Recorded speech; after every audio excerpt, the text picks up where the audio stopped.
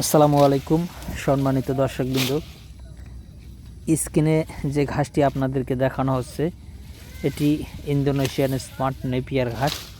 এটি মূলত আপনার খামারের গরু, ছাগল, ভেড়া, মহিষ, গারল যে কোনো গবাদি পশুর জন্যই আপনি চাইলে চাষ করতে পারেন।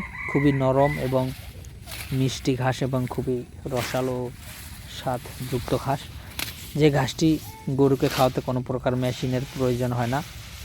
সম্পূর্ণ মেশিন ছাড়া আগা থেকে গোড়া পর্যন্ত এই ঘাসটি কিন্তু খাওয়ানো যায়।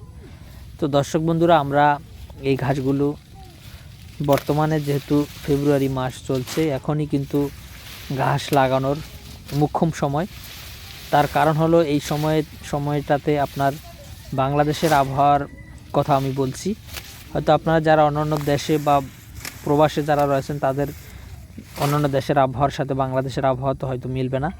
বাংলাদেশের আবহাওয়া যেটা বর্তমান শীতের, এখন যেহেতু ফেব্রুয়ারি মাস, সে কারণে এখন আপনার রোদের তাপটা কম থাকে এবং বৃষ্টি একেবারেই হয় না। মূলত বাংলাদেশে বর্ষাকালে অনেক বেশি বৃষ্টি হওয়ার কারণে ঘাসের কাটিং রোপণ করলে ঘাসের কাটিং কিন্তু পচে যায়। তারপর চৈত্র মাসে কিংবা বৈশাখ মাসে অনেক বেশি রোদ হওয়ার কারণে কাটিং রোপণ করলে কাটিং শুকিয়ে যায়। তো দর্শক, এখন যেহেতু রোদ কম এবং বৃষ্টি কম, সে কারণে মূলত এখনই ঘাস লাগানোর মোক্ষম সময় এবং এখন যদি ঘাস রোপণ করেন তাহলে কাটিনের জার্মিনেশন কিন্তু বেশি আসবে।